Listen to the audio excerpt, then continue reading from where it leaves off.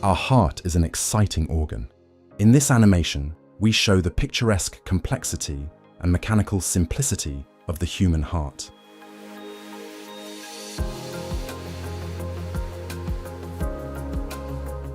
The human heart lies well protected in the chest behind the ribs and sternum.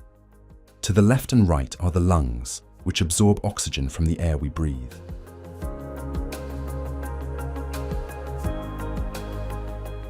The heart's task is to pump oxygen-poor blood through the lungs and then transport the oxygen-rich blood coming from the lungs into the rest of the body.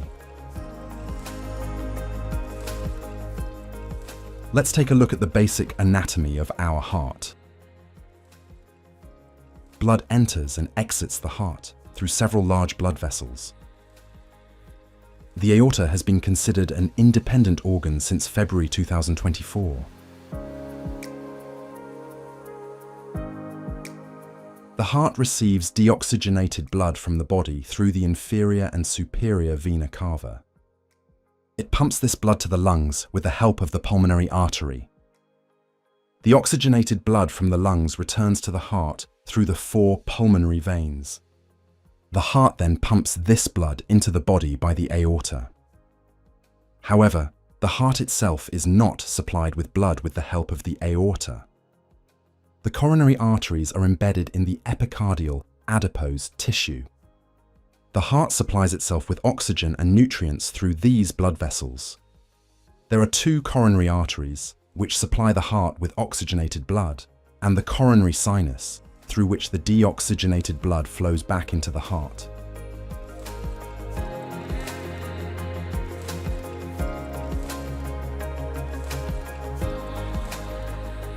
A heart attack can occur when the coronary arteries become blocked, narrowed, or completely obstructed. Blood can then no longer flow freely, and oxygen and other nutrients cannot reach the heart muscles. Let's first take a look at the internal structure of the human heart.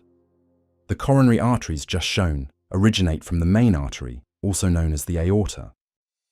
The openings of the arteries are located above or at the aortic valve, which consists of 3 semilunar cusps. The aortic valve is located at the end of the aorta.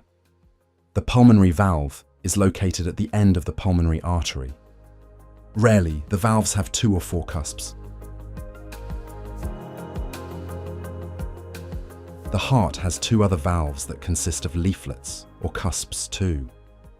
The mitral valve consists of 2 leaflets, and the tricuspid valve has 3 of these leaflets.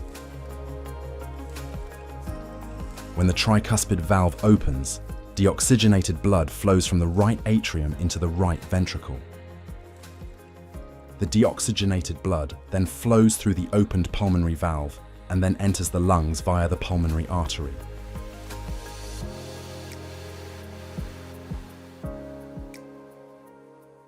The oxygenated blood from the lungs passes from the left atrium into the left ventricle through the mitral valve.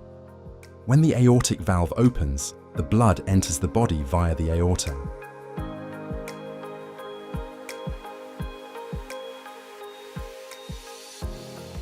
The blood flow is controlled by the muscles of the heart. The muscles contract and then relax again. At that point, we show a simplified version of the pumping process. Later, we will describe the process in more detail. When the atria of the heart contract, the atria's space becomes smaller. The resulting pressure causes the blood to push the leaflets towards the ventricles.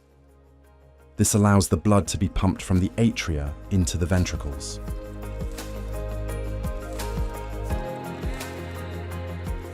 When the muscles of the atria contract, the muscles of the ventricles relax. And when the muscles of the ventricles contract, the muscles of the atria relax. The contraction of the ventricular muscles creates high blood pressure, which pushes the leaflets towards the atrium.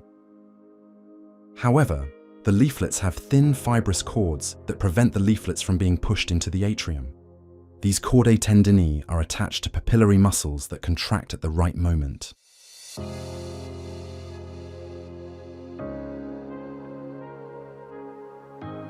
The contraction of the right ventricular muscles causes the pulmonary valve to open.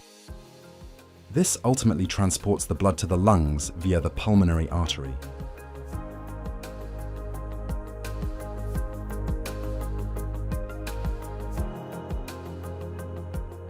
Now let's take a look at the left atrium and the left ventricle. The left ventricle's task is to pump oxygen-rich blood into the entire body. To achieve this, the left atrium first pumps the blood coming from the lungs into the left ventricle. The muscles of the left ventricle then contract. As in the right ventricle, fibrous cords and muscles prevent the leaflets of the valve from being pushed into the atrium. In the left ventricle, the muscle columns known as trabecular carneae are particularly well developed.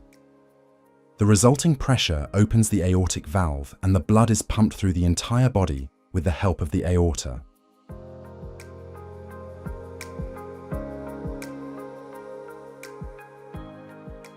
In this simplified illustration, we can clearly see how the blood is pumped through the body's blood vessels. The left ventricle, just shown, supplies the entire body with oxygen-rich blood via the aorta.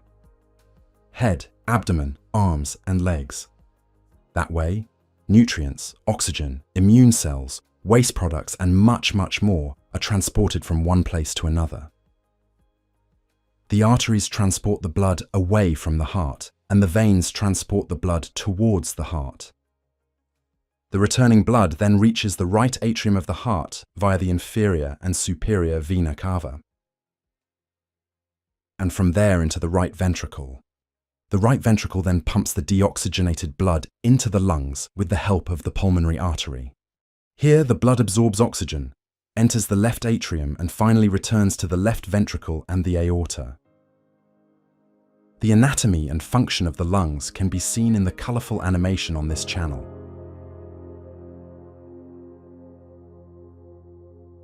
As the pulmonary circulation is short, but the systemic circulation is long, the heart chambers require muscles of different strengths. For this reason, the right ventricle has a much thinner muscle layer than the left ventricle.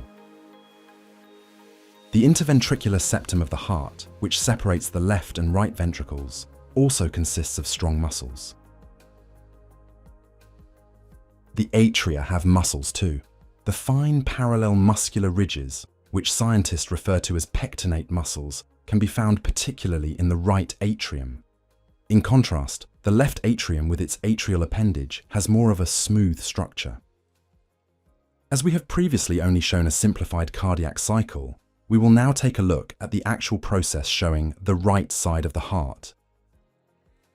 The muscles of the atrium and ventricle are relaxed. The tricuspid valve is open. The pulmonary artery is closed through the pulmonary valve. Contracting the atrial muscles initiates atrial systole, which pushes blood from the atrium into the ventricle.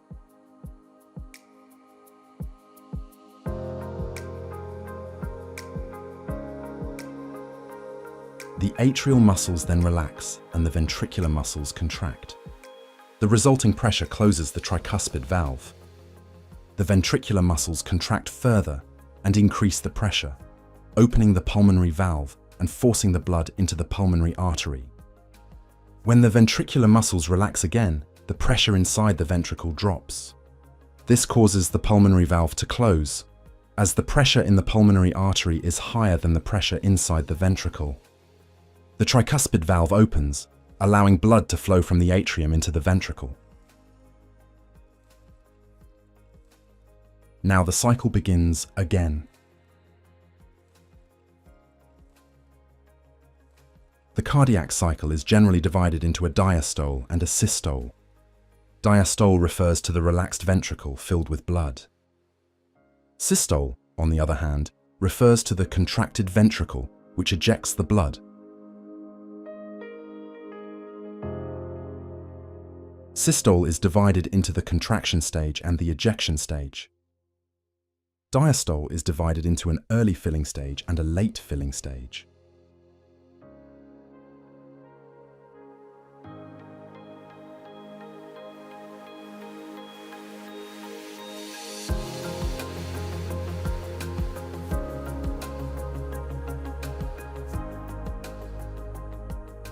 Electrical impulses are used to stimulate the heart muscles to contract. The cells that generate these electrical impulses are known as the sinoatrial node. Special muscle cells, shown here in green, quickly transmit the electrical impulses to the muscle cells of the atria and the atrioventricular node. There is only a narrow connection of muscle cells between the atria and the ventricles, known as the bundle of His. The atrioventricular node transmits the electrical impulses to the right and left bundles through these special muscle cells. Fast-conducting Purkinje fibers originate from the right and left bundles. These Purkinje fibers then transmit the impulses very quickly to the heart muscle cells of the ventricles. The sinoatrial node generates an electrical impulse, which is transmitted through the internodal tracts to the atrial muscles and the atrioventricular node. The AV node transmits the impulse with a time delay to the ventricles through the Purkinje fibers. The sinoatrial node is capable of generating 60 to 80 electrical impulses per minute. If the sinoatrial node fails, the AV node can generate approximately 40 to 60 impulses per minute.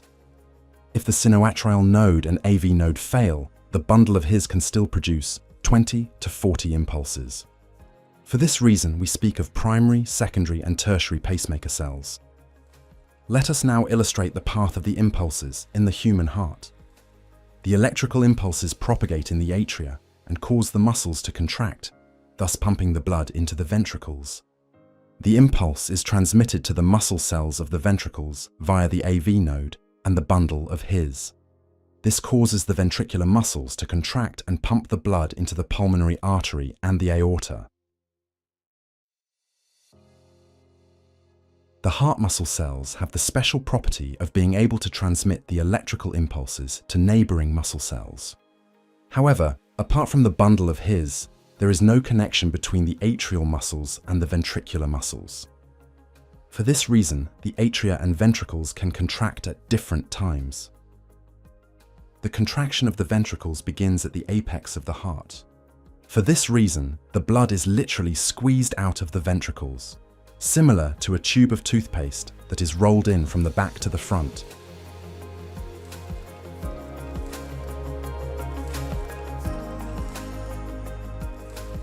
In medicine, electrical impulses can be used to check heart activity. This is done with the help of an electrocardiogram. The stimulation of the atria by the impulse of the sinoatrial node corresponds to the first wave. The stimulation of the ventricles through the atrioventricular node is represented by 3 spikes. The first wave is called the P wave, and the 3 graphical deflections the QRS complex. The last wave is the T wave, which represents the recovery of the ventricles.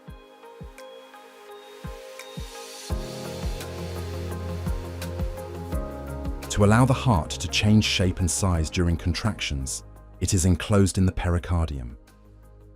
The pericardium consists of a semi-rigid outer layer of dense and loose connective tissue. A smooth layer is attached to this outer layer. Another smooth layer covers the heart.